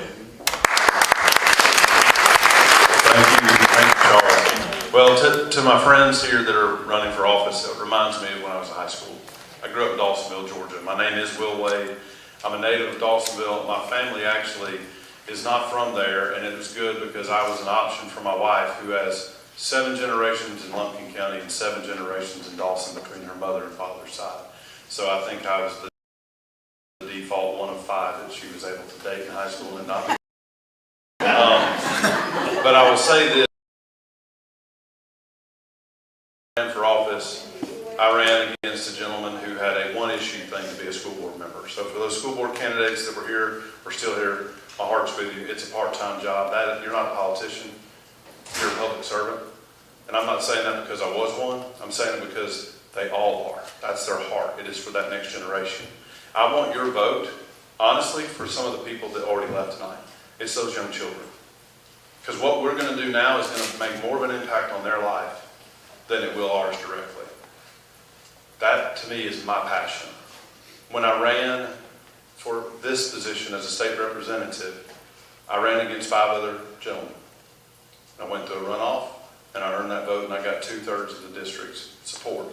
There were folks that were in White County and Lumpkin County that said, well, we know Will can be a good Dawson County guy, but is he going to care about Lumpkin and White? And I think I proved over the last 6 years, when I won re-election against another opponent, I got 90% of the vote in that district. It showed them, I mean it when I say, it is a faith, family, in the district I represent, in that order. And if I have the opportunity to be your state senator, I will just expand my time to spend every waking minute I can with the community, and I will be accessible. Everybody has my phone number. I've been a community banker since 1998. And they have my phone number, and I get calls from all over the place. I've actually worked in 5 of the 7 counties in this 51st district in my career, having offices. I've worked in Blairsville, I've worked in LJ, I've worked in Dawsonville, Dahlonega, Cleveland. I'm honored that I have an opportunity to earn your vote against 2 quality human beings. I also want to say to Mr. Milam, I know this is your hometown. You and I were blessed with something that not all of our children today are blessed with. Amazing fathers. I miss mine every day. He died on March 11th of 2021. My dad was a public servant too. He was a teacher and an educator for many, many years. And he worked in, basically I grew up working on the farm with my dad in the summertime. He was a mathematician, educator, but he built anything out of wood. Our house is a 900 square foot house in downtown Dawsonville. Steve knows where it is. He's helped my mom with our sewer issues because it's an old house. It was built in the 50s. We had a garage, but I didn't know you parked cars in the garage. It was a wood shop. First time I went to a friend's house, I'm 14 years old. That's how naive I was. I did not know that's where you put your cars. That's how I was raised. I'm a mountain boy. I've been in these mountains for all 48 years. I turned down executive jobs with big corporate banks in Orlando and Atlanta because I did not want to leave the home that I love. I wanted to raise my family. I was blessed to date a girl named Jennifer Sheffield. Some of you have heard her. She was a singer with her sister, the Sheffield Singers. They were at Mill Creek Baptist Church, which is the home of the Perrys, if anybody had gospel music fans. Well, we were high school sweethearts, and we got married in 2003. I started dating her 30 years ago in 1996 as a high school senior. So I'm just blessed that I have a woman in my life who's smarter than me. God knows she's much better looking than me, and allowed me to become a father to an amazing daughter who's 12 and a son that is 10. they are my passion and purpose for running and serving. 6 minutes is not enough time for you to listen to all of us, the ideas. But I have a record of making sure that we do get rid of the wokeness. I was the legislator that passed the bill that passed by one vote that ended boys playing against girls in high school sports. Right. It ended the divisive concept. And right now I'm carrying legislation to lower your property taxes, to cap those, and to set a process to where we can actually make your home your home. Right. Yeah. I understand local governments need to have the opportunity to fund essential services. But we have to get into a 21st century mentality and stop taxing like it's the 1900s. You should have an opportunity to own your home. And let me give you this example. In Dawson County, we passed local legislation that I worked with all of our local delegation and the school board in the county and the city. In Dawson County, if you live there 30 years, you don't have to pay any property taxes to the county or the school system. Doesn't matter how old you are. If you pay taxes on homesteaded property in Dawson County, you pay no taxes on the first $500,000 of value of your home. That's the first step for a plan that I want to help us take for this district, and then the state, and then I think the nation, because this is going to happen hopefully before my kids are my age. Thank you very much. My name is Will Wade. I hope you earn your vote. Thank you, sir. Before we go any further, I just want to say that Mountain Patriots meet in this building every third Thursday of the month. And they actually have a little event coming, a little meet event. There's a flyer going around pretty good. And over there at Conservative Grounds, which is owned by Mr. John Tatum, it's an amazing place. We used to meet there a bunch. Election season, it's just hard to have everybody there. But John's a great person. He's opened up his place several times for meet and greets. And I just want to make an announcement that he will have Rick Jackson there, candidate for governor of Georgia. It's not all that often that you get a governor candidate here in Fannin County, so that's a pretty big deal. And remember, it's at Saturday, April 11th at 8 a.m. to 9 a.m. at Conservative Grounds. Make sure you go out there. That's a very important race. There's several candidates in that race.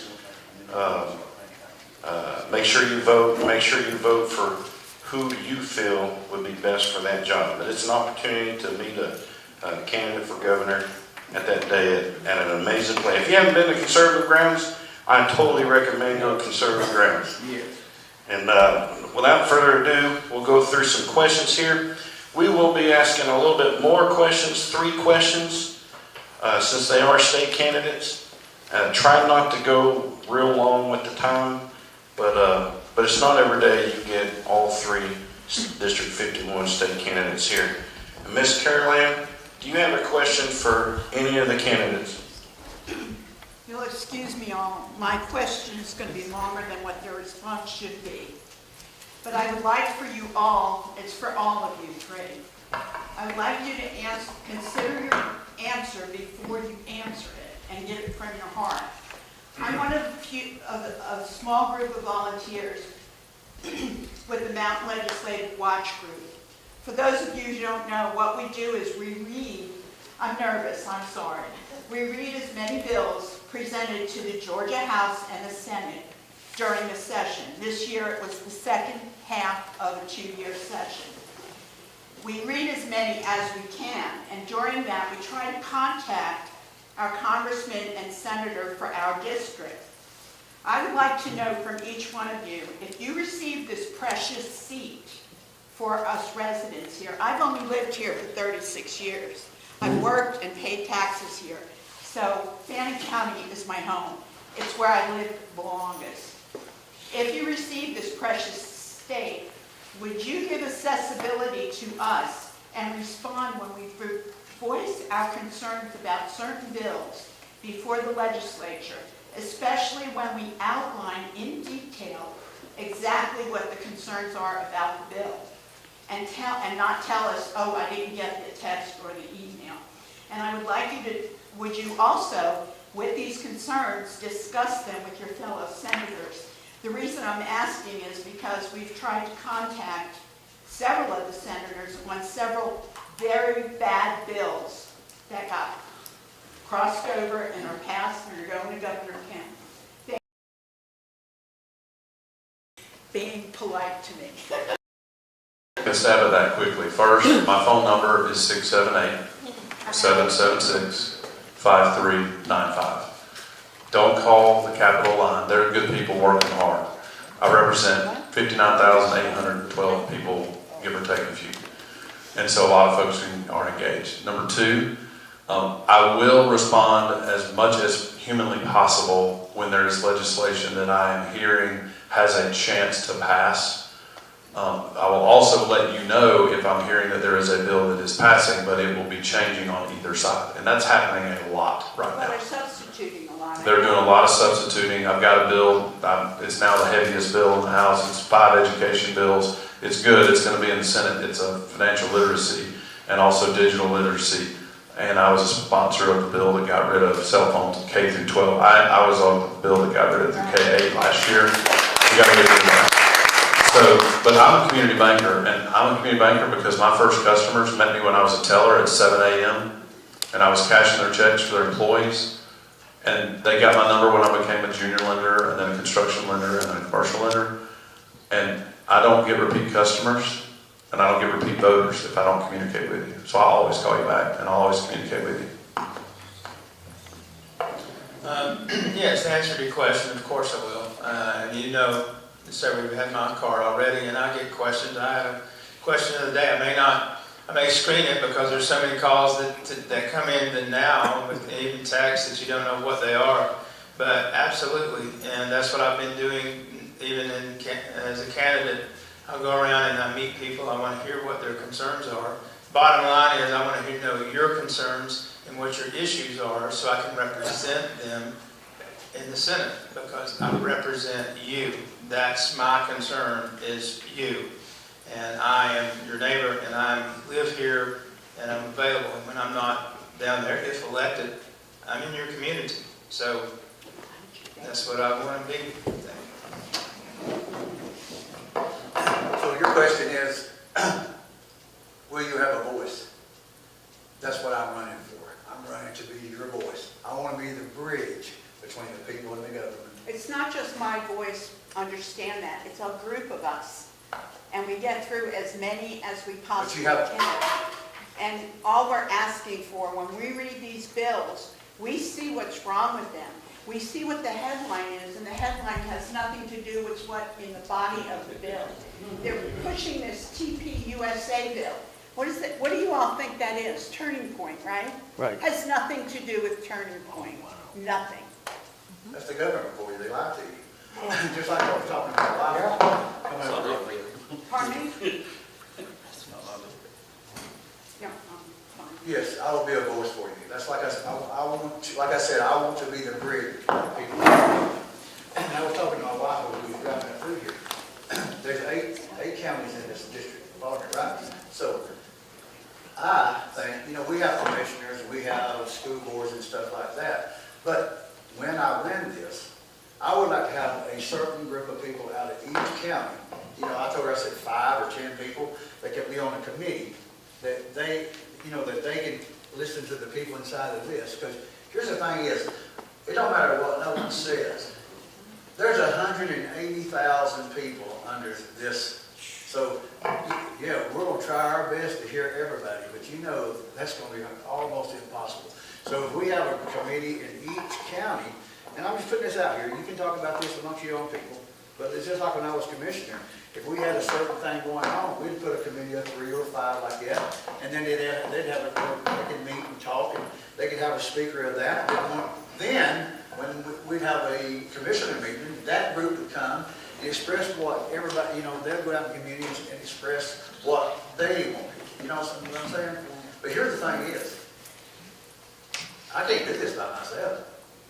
We got to work together, everybody. This is a community. This is family. If you want me to run and do this, you got to tell me what you want. You can't not say nothing and complain behind or go on Facebook. You say go on Facebook and complain about it. Call, keep calling. That's what we're for. That's what he's for. When you call him, drive him crazy. That's what he was voted into, is to take care of you people. And if they don't do it, Sure, I thought you all were going to say yes, and that's why I said their answer was going to be shorter than my big, long question. Sure. All we're asking for, whoever gets the seat, is that we're not people that are just going to constantly email and text. There are very bad concerns, very good concerns about very bad bills right now.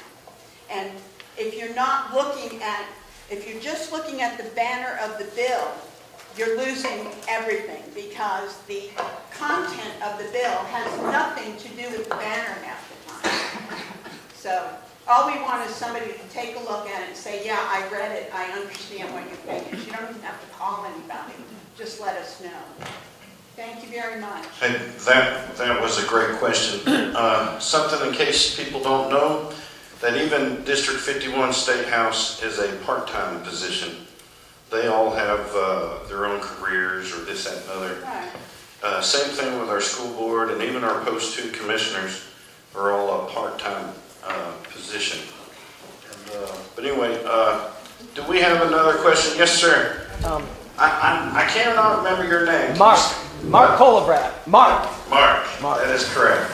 Yes, sir. Who's your question directed to? Well, it's directed at Philip Milam. Milam, there you go. Milam. You said, quote, 3 words, that you were I wrote it down, big Trump supporter. Yes. There's this governor's race. I know you all know about it. Right. And there's this really bad guy named Raffensperger. And as soon as Raffensperger was doing terrible, this all of a sudden, just out of the blue, this guy that to me looks like the Joker in Batman with millions of dollars gets in the thing. You're a big Trump supporter, so I assume that you are going to passionately campaign and support Burt Jones for governor. And I hope I'm right. Well, let's say this. I am definitely not supporting Roethlisberger. Good. I'm really, to be honest with you, I'm focused on my race. That's a full-time job. I want somebody I want our leader to be a conservative and a constitutional-based leader for our government. And so let's see who that is. But we know what the problems Roethlisberger's been before, and we certainly don't want that. And the other 2 can address it as well. Thanks for the question. So I'm going to say it this way. I believe in the 11th commandment of Republican politics. I'm not going to talk bad about anybody. I will never vote for Brad Raffensperger for anything. Yeah. Right. But he is a terrible thing. Okay? Just period. And I'll also say this. I like competition. You know, somebody called me and they were like, hey, are you upset that Philip and Steve, like, honestly, no. I did not expect to walk into this seat. It is not my seat to get. It is a seat for someone to earn. Just like our next governor. Trump has backed Burt. I think Burt had an opinion that he was sailing toward the governor's mansion. I like Burt. He's my friend. I hope he will bust his tail to earn his support, just like I'm going to bust my tail to earn yours for this seat.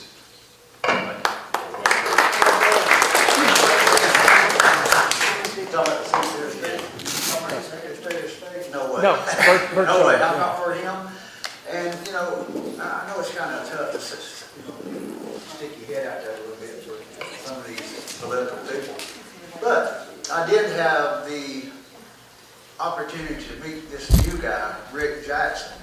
And this was on Valentine's Day. I mean, me and my wife and went down. Okay. Long story short, it was Valentine's Day. We planned Saturday. We were going to have a Valentine dinner that night and everything like that right there. Well, I'm in the business of emergency service. 4 o'clock that evening, we're getting ready. We're going to go out to have Longhorns or somewhere like that and have a steak for me and her. The phone rings. Hey, y'all, Mama's tanks, emergency, right? Yeah, I'm coming. I don't ever tell them. So we went out. I told her, I said, it was about 6:30 when we got done. I told her, I said, you know, we're in work clothes, and I said, you gonna go back home and change, or you gonna just go? I forgot about that. She said, let's just go do something. So we went to Longhorn. It was an hour and 23-minute wait. I said, let's go to some shrimp at Golden Corral, right? So we go to Golden Corral, and this guy, I mean, it blew my mind, right? Because I'm sitting on the far side of where I just got there. He walks through the door, locked eyes with my wife, right? And I know something was on his mind. He was strong, right? So he just kept, and I thought at first, I hadn't met the guy. But he's looking at my wife like, you know what? I was like, well, this guy's going to try to take my wife, you know what I'm saying? It's Valentine's Day, you know, he's got a lot of money, you know what I'm saying? Wait a minute. This is about the governor's race, the question. Yes. Okay, I mean, that sounds like you're getting off on a tangent. Just pay attention to the story. We were sitting there eating, and all of a sudden, the guy, you know, he comes straight over to us, and he said, hey, I'm Rick Jackson, I'm running for governor. I mean, out of all the people in there, he just walked straight over to me. And me and my wife, and I said, wow, you know, and I told him, I said, you know, just the day before that, we were talking about you. I like a lot of things he says. I think he is for the working people. You know, I mean, you vote for who you want to. I've not made no big decisions yet, but there's a lot of them that I'm not going to vote for, you know what I'm saying? But it ain't going to be that right. That's for sure. Okay, for time purposes, let's just do one more question for all three candidates, and then we'll adjourn. The young man's been full of questions tonight, so go ahead. So for some quick context, I recently got back from the Georgia TSA, or Georgia Technology Student Association State Conference, where Fannin County, of course, placed first in their last in homemade card vision. One of the candidates for the Georgia State VP, Georgia Technology Student Association VP, said he would attempt to put support for Georgia CTSOs onto the Senate floor. Would any of you guys be willing to support extended support for Georgia CTSOs like FFA, TSA, Skills, FCCLA, all those different organizations? The short answer is yes. I'm a supporter of co-curricular activities for students, and to me that's a way for you guys to be engaged. That God put us all here on this planet for a purpose. I think us as parents and community are to help guide our kids for opportunities to seek that purpose, and that gives them a reward and an incentive to pour in and learn and grow and do more. 100%. I think it's a great plan. Thanks. Thank you, sir. The same thing, you know, we need to create those opportunities for different paths for kids through school, and we went away from that for years, and I think we regret it. So certainly want to bring it back and create the opportunities for them as they end up graduating, and a lot more opportunities for being ready for the workforce. My answer is yes. Anything that supports and helps a child to excel in life, I am 100% behind. Yes, at the same time, this man right here had a question, and I just decided last minute, we'll let him ask his question. He'll be the final question, and then we'll wrap it up for sure, I promise. Thank you for coming, guys. I just had a quick question, all right? I was going to ask an education question, but you pretty much answered that already, so thank you for that. My question is about tourism, okay? Your districts are very strong in tourism, okay? It's a great industry, but it's an industry that eats its own communities, okay? I wanted to know if you had any plans for additional industry for your constituents, your areas, if there was anything at the state level that you think you guys might be able to do to help young families, these young men showing all this incentive with their education, they're doing great, they're winning things, where are they going to work? They need jobs. And we're concentrating in society right now on a lot of things, but these rural communities that you guys represent, they need jobs at home that are not service industry, hospitality jobs. And with that, I'll ask you guys if there's any plans at the state or that you've implemented at the state to help out. I didn't hear all what he said, I'm sorry. All right, so your question is, what can we do, or what would we want to do to bring communities, industry into the communities to help the kids? Well, first of all, I've been hearing a lot of this as I go out. There's all the talk about the taxes and lowering the taxes, and we want that. But the service industry is supported by people that you want to live in your community. And so there needs to be that opportunity to have industry in their area. And I myself just closing out a small business, even in my practice, what I did. And so we support more of that, at least I do. And, it's going to be a matter of what kind of industry we can bring in. And some, certainly, we want, I'm a big proponent for figuring out ways to bring in the first-time homeowners. That level has gone up. The first-time homeowners, I think the average, a developer told me it's come down to like 37. It was at 40. Most of us had an opportunity to have a house when we were in our 20s. But what happens when somebody has a home, they become invested. All of a sudden their life, the way they see life changes. I've got something to hold on to. I've got something to be proud of. What does that do? That invests in the community as well. But at the same time, you've got to be able to have the jobs to keep them there. And so I think, I don't have your answer, but I think it's a legitimate concern, and we need to continue to look at it. And it goes back to what we're talking about. A lot of people aren't going to go to college, and they don't need to go to college. If everybody went to college, we'd be in a mess.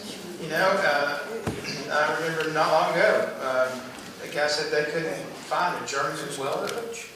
It's impossible. So the more we can find those type industries that provide good living.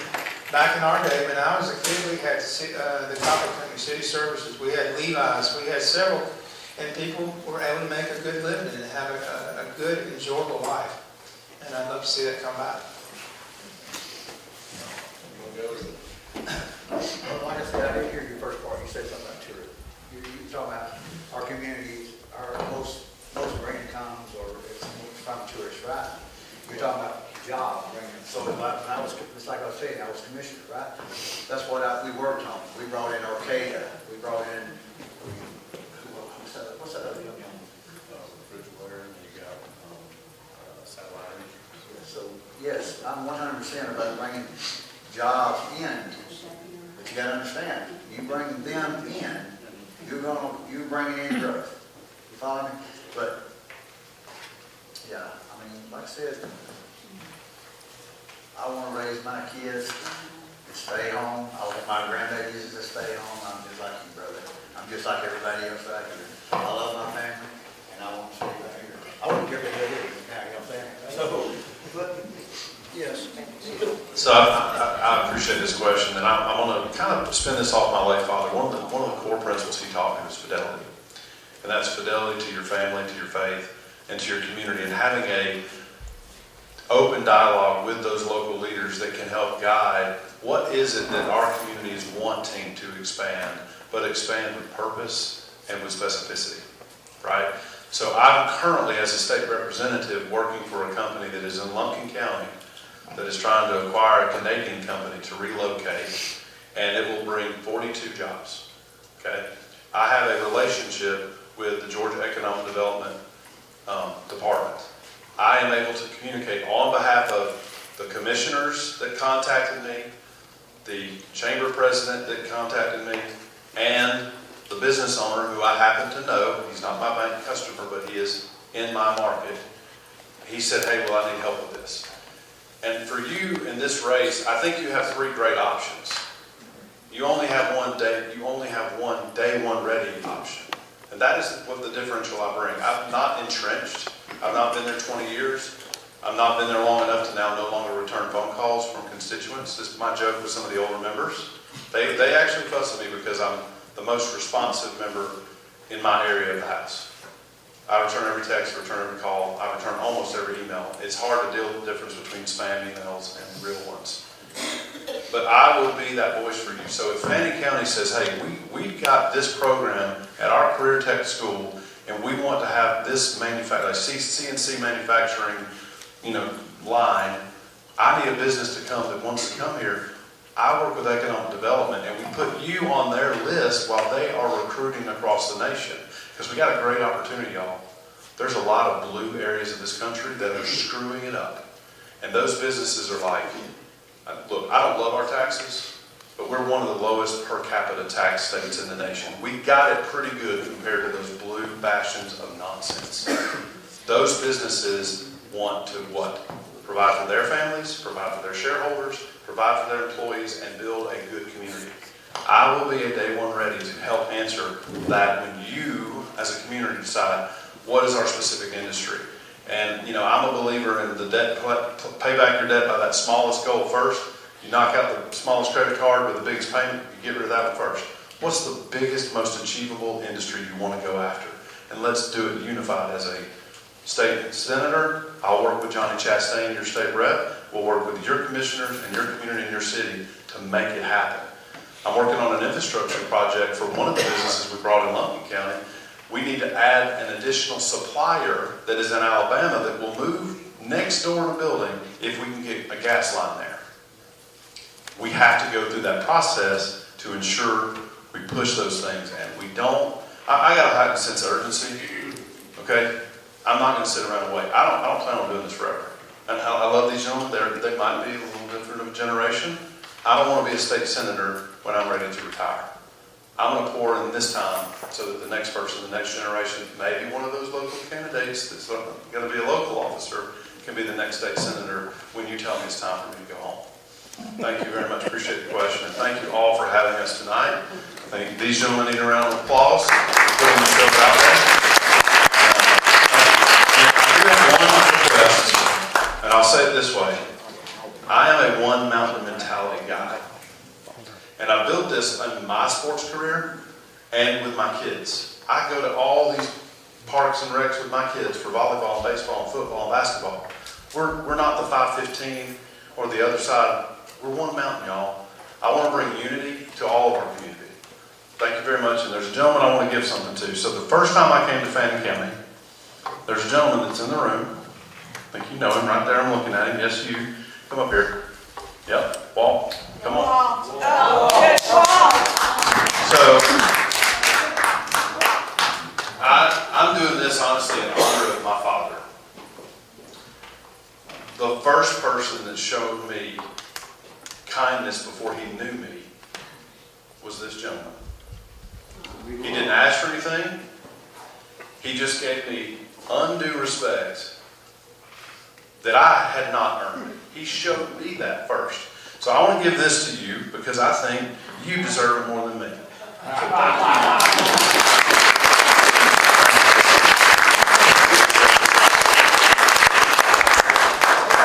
you. I would like to have this auctioned off on behalf of my chapter. Okay. For the benefits, auction this off. I'm giving it back. I do appreciate it. You're welcome. Pay it forward, right, Walt? And I'd like to get these people, I want to put a $150 hold on it right now. Okay, there you go. I'm going to tell you, I'm very biased. You cannot beat Fannin County. Just can't beat it. People like that just blows me away. So with that being said, do we have $150 for this picture? $150 for the picture. This money is going to